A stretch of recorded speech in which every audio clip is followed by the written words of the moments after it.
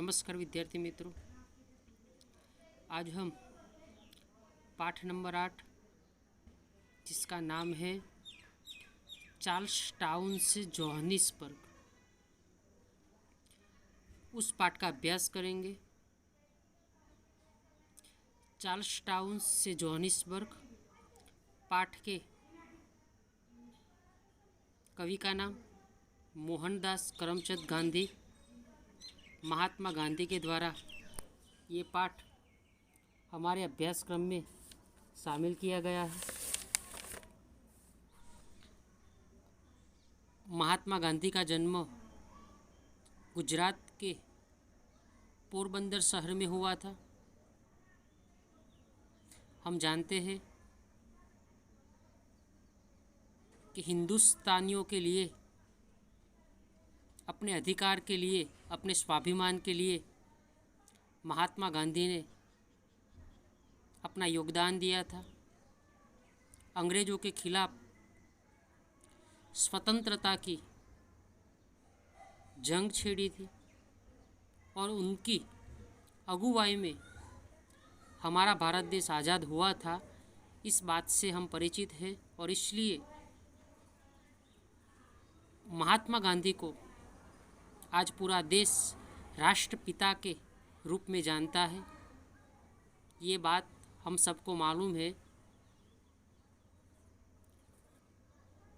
उस महात्मा गांधी के द्वारा लिखा हुआ अपना एक अनुभव है कि जब वो चार्ल्स टाउन, दक्षिण अफ्रीका में आया हुआ चार्ल्स टाउन से जोहानिसबर्ग तक जा रहे थे तो उनके साथ जो व्यवहार किया गया था,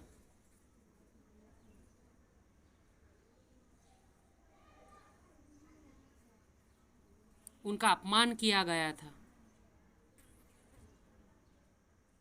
उस समय विदेशों में भारतीयों की स्थिति क्या थी, उस स्थिति को अपनी जीवन के साथ जुड़ी हुई एक पीड़ादायक घटना को इस पाठ में महात्मा गांधी ने प्रस्तुत किया है और इसलिए चार्ल्स टाउन से जोहानिसबर्ग पाठ का साहित्य प्रकार आत्मकथा अंश है। जब महात्मा गांधी चार्ल्स टाउन से जोहानिसबर्ग की यात्रा में निकले थे तब वहाँ एक गोरे के द्वारा किए गए अमानुषिक व्यवहार का इस पाठ में वर्णन किया गया है। उसका अपमानजनक, पीड़ादायक व्यवहार तत्कालीन भारतीयों को हीन दशा का परिचय है, क्योंकि उस समय विदेशों में साधारण भारतीयों की स्थिति एक कुली के समान थी। महात्मा गांधी तो बड़े व्यक्ति थे, देश को आज़ाद कराने के लिए उन्होंने अपने प्राण न्यौछावर किए थे, फिर भी गांधी जी के साथ ऐसा अव्यवहार हुआ तो सोचो और भारतीयों की स्थिति क्या होगी। एक कुली के समान उस समय हमारे भारतीयों की स्थिति थी। उसका एक अनुभव महात्मा गांधी ने आत्मकथांश के रूप में इस पाठ में प्रस्तुत किया है, जिसको हम समझने का प्रयत्न करेंगे। ट्रेन सुबह चार्ल्स टाउन पहुंचती थी। उन दिनों चार्ल्स टाउन से जोहानिसबर्ग पहुंचने के लिए ट्रेन नहीं थी। महात्मा गांधी ने आत्मकथांश के रूप में पाठ की शुरुआत की है कि जब महात्मा गांधी चार्ल्स टाउन गए थे, सुबह सुबह चार्ल्स टाउन ट्रेन पहुंचती थी, लेकिन उन दिनों स्थिति ऐसी थी कि अगर आपको चार्ल्स टाउन से जोहानिसबर्ग जाना है तो आपको ट्रेन की सुविधा मिलती नहीं थी। आगे कहा गया है कि घोड़ों की सिक्रम थी और बीच में एक रात स्टैंडस्टन में रुकना पड़ता था।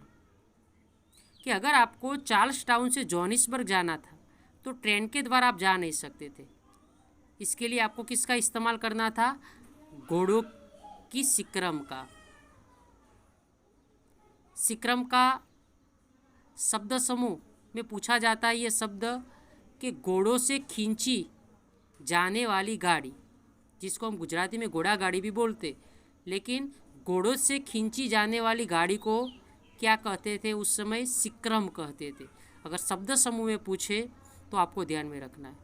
इसलिए चार्ल्स टाउन से जोहानिसबर्ग जाने के लिए आपको उस समय महात्मा गांधी जो पहुंचे थे, सब लोगों को किसका इस्तेमाल करना पड़ा था? घोड़ों की सिक्रम का। और बीच में आपको एक रात, जब आप घोड़ा गाड़ी से मुसाफरी करते थे तो रात में आपको एक दिन तक स्टैंडस्टन में रुकना पड़ता था। रात के समय में आपको रुकना पड़ता था और फिर दूसरे दिन आपको जोहानिसबर्ग पहुंचाया जाता था। अगर एक वाक्य का प्रश्न पूछ कि चार्ल्स टाउन से जोहानिसबर्ग पहुंचने के लिए रात में आपको कहाँ रुकना पड़ता था, तो आपको आंसर में क्या लिखना है? स्टैंडस्टन। मेरे पास सिक्रम का टिकट था। महात्मा गांधी का क्या कहते हैं कि महात्मा गांधी के पास, उनको भी चार्ल्स टाउन से जोहानिसबर्ग जाना था, इसलिए उन्होंने सिक्रम की टिकट खरीदी थी। मेरे एक दिन देर से पहुंचने कारण वह टिकट रद्द नहीं होता था। इसके सिवा अब्दुल्ला सेठ ने सिक्रम वाले के नाम चार्ल्स टाउन के पते पर तार भी कर दिया था, पर उसे तो बहाना ही खोजना था। इसलिए मुझे नीरा अजनबी समझकर उसने कहा, आपका टिकट तो रद्द हो चुका है। गांधी जी अपना अनुभव बता रहे हैं कि गांधी जी को जब चार्ल्स टाउन से जोहानिसबर्ग जाना था, उस समय गांधी जी को कुछ काम आ गया और वो एक दिन लेट पहुंचे थे। उस समय विदेशों में भारतीयों की स्थिति एक कुली के समान थी। इसलिए जब गांधी जी दूसरे दिन पहुंचे तो उस सिक्रम वाले ने क्या कहा? एडवांस में टिकट ली थी, अब्दुल्ला सेठ को तार करके उन्होंने बता भी दिया था कि वो एक दिन लेट आएंगे। फिर भी उस सिक्रम वाले ने क्या किया? गांधी जी को रोका और बोला कि आपका टिकट तो क्या हो चुका है? रद्द हो चुका है। उस गोरे लोगों को तो क्या चाहिए था? एक बहाना चाहिए था। और इसलिए गांधी जी को नीरा अजनबी यानी कि बिल्कुल अनजान समझकर क्या किया? उसको सिक्रम में नहीं बैठने के लिए वो विविध कारण बताने लगा। मैंने उचित उत्तर दिया, पर टिकट रद्द होने की बात तो मुझे दूसरे ही कारण से कही गई थी। यात्री सब सिक्रम के अंदर ही बैठते थे, लेकिन मैं तो कुली की गिनती में था। अभी तक तो क्या होता कि वो सिक्रम वाला गांधी जी को टिकट रद्द होने की बात कहता था कि आपकी टिकट रद्द हो गई है, आप सिक्रम में नहीं बैठ सकते। सारे जो यात्री थे जिसको चार्ल्स टाउन से जोहानिसबर्ग जाना था, वो सब कहाँ बैठ गए थे? सिक्रम में बैठ गए थे। लेकिन महात्मा गांधी की स्थिति कैसी थी? कुली की जैसी थी, क्योंकि हर भारतीय को कुली का जैसा सम्मान, अपमानजनक उस देश में ऐसा सम्मान मिलता था, अजनबी दिखाई पड़ता था। इसलिए सिक्रम वाले की नीयत यह थी कि मुझे गोरे यात्रियों के पास न बैठाना पड़े तो अच्छा हो। सिक्रम के बाहर अर्थात कोचवान की बगल में दाएं बाएं की सीटें थी। उनमें से एक पर सिक्रम कंपनी का एक गोरा मुखिया बैठता था। वह अंदर बैठा और मुझे कोचवान की बगल में बिठाया गया। थोड़ी सी रकझक हुई, लेकिन वो सिक्रम वाला था, उस गांधी जी को गोरे व्यक्ति के पास बिठाना नहीं चाहता था, और इसलिए उन्होंने क्या किया?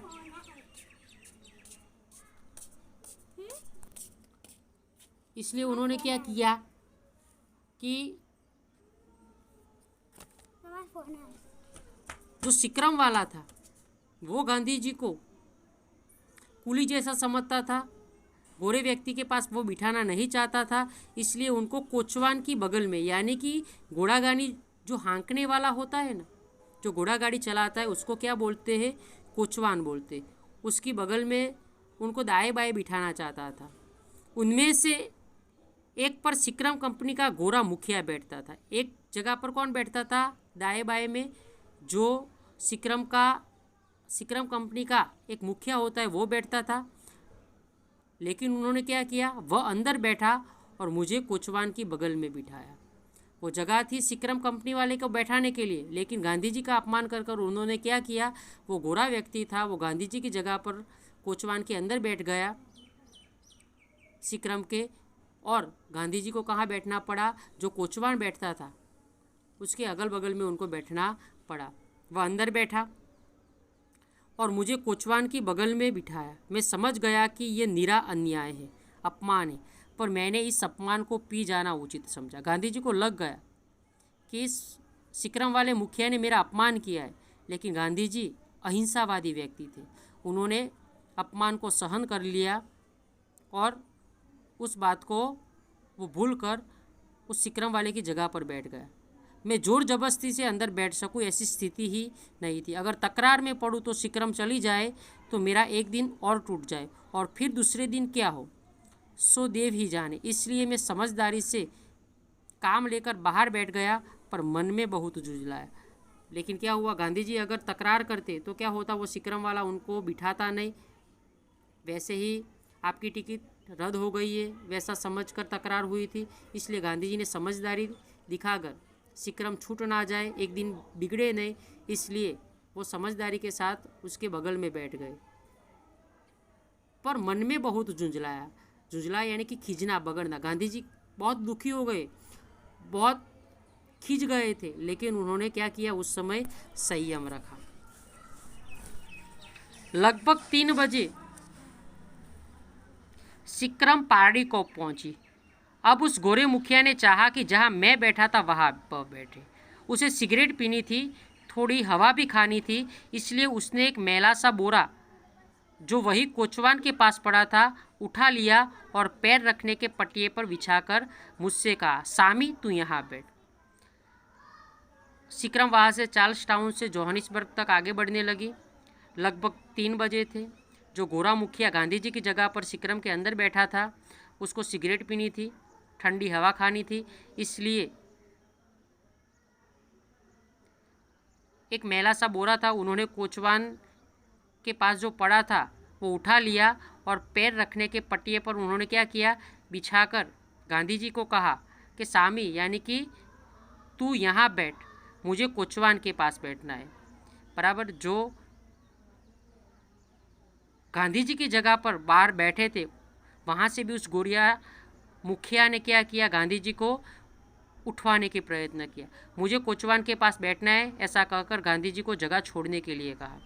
मैं इस अपमान को सहने में असमर्थ था, इसलिए मैंने डरते डरते उससे कहा, तुमने मुझे यहाँ बैठाया और मैंने वह अपमान सह लिया। मेरी जगह तो अंदर थी, पर तुम अंदर बैठ गए और मुझे यहाँ बैठाया। अब तुम्हें बाहर बैठने की इच्छा हुई है और सिगरेट पीनी है, इसलिए तुम मुझे अपने पैरों के पास बिठाना चाहते हो। मैं अंदर जाने को तैयार हूँ, पर तुम्हारे पैरों के पास बैठने को तैयार नहीं हूँ। उस गोरा मुखिया ने जब गांधी जी को उस जगह से उठने के लिए कहा, तो गांधी जी ने बोला कि मेरी जगह तो अंदर ही थी, लेकिन तुमने मुझे क्या किया, इस बाहर की जगह पर बैठाया।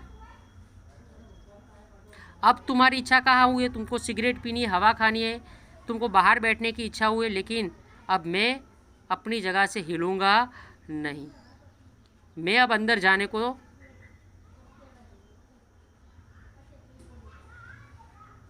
अगर तुम कहो तो मैं अंदर चला जाता हूँ सिक्रम के अंदर, पर मैं तुम्हारे पैरों के पास बैठने को तैयार नहीं हूँ। जो एक मैला सा बोरा उठाकर कोचवान की बाजू में रखा था, वहाँ वो गांधी जी को बिठाना चाहता था, और इसलिए गांधी जी वो बात मानने के लिए तैयार हुए नहीं। मैं मुश्किल से इतना कह पाया था कि मुझे एक तमांचों की वर्षा होने लगी और वह गोरा मेरी बाह पकड़कर मुझे खींचने लगा। गांधी जी इतना ही बोले, इतने में तो उस गोरे व्यक्ति ने क्या किया, तमाचा वो गांधी जी को मारने लगा। गांधी जी की बाह पकड़कर उस जगह से उसको खींचने लगा। बैठक के पास ही पीतल के सिंगचे थे। सिंगचे यानी कि लोह का एक छोटा छड़ होता है, उसको क्या बोलते, सिंगचे बोलते। लोहे का एक छोटा छड़, उसको सिंगचे बोलते हैं। कि बैठक के पास ही एक पीतल का ऐसा छोटा सा दंड पड़ा था। मैंने भूत की तरह उन्हें पकड़ लिया और निश्चय किया कि कलाई चाहे उखड़ जाए, पर सिंगचे न छोड़ूंगा। जब वो गोरा व्यक्ति गांधी जी को खींचकर उस जगह से उतारना चाहता था, गांधी जी ने मन में निश्चय कर लिया कि मेरी कलाई चाहे भले उखड़ जाए, लेकिन मैं इस लोहे के सिंगचे को छोड़ूंगा नहीं, मैं यहाँ से उतरूंगा नहीं। मुझ पर जो बीत रही थी उसे अंदर बैठे हुए यात्री देख रहे थे। वह गोरा मुझे गालियाँ दे रहा था। खींच रहा था, मार भी रहा था, पर मैं चुप था। वह बलवान था और मैं बलहीन था। वो गांधी जी को उस जगह से उठाने के लिए बहुत सारा प्रयत्न कर रहे थे। सारे यात्री देख रहे थे। वो गोरा गांधी जी को गालियां दे रहा था, खींच रहा था, मार रहा था, पर गांधी जी चुप थे, क्योंकि वह बलवान था और गांधी जी कैसे थे? बलहीन थे। यात्रियों में कईयों को दया आई और उनमें से कुछ बोल उठे, अरे भाई, उस बिचारी को वहाँ बैठने दो, उसे नाहक मारो मत। कुछ लोग को तो दया भी आ गई। उसने कहा कि अरे भाई, उस बेचारे को तुम मारो मत, उसको यहाँ बैठा है वहाँ बैठने दो, उसकी बात सच है, वहाँ नहीं तो उसे हमारे पास अंदर बैठने दो। गोरे ने कहा हरगिज नहीं, लेकिन वो गोरा वो बात मानने को तैयार नहीं था। वह थोड़ा शर्मिंदा पर जरूर हुआ, अतएव उसने मुझे मारना बंद कर दिया और मेरी बात छोड़ दी। 2-4 गालियाँ तो ज़्यादा दी, पर एक हॉटेंटार नौकर दूसरी तरफ बैठा था, उसे अपने पैरों के सामने बैठाकर खुद बाहर बैठा। क्या हुआ? जब उस व्यक्ति ने कहा कि उन्हें वहाँ बैठा दो, गोरे ने कहा कि मैं हरगिज उनको यहाँ पर नहीं बैठने दूंगा, पर वो गोरा थोड़ा शर्मिंदा हुआ। अतएव उन्होंने क्या किया? हॉटेंटाट एक नौकर की तरह, दक्षिण अफ्रीका का जो नौकर होता है उसकी तरह उनको बिठा दिया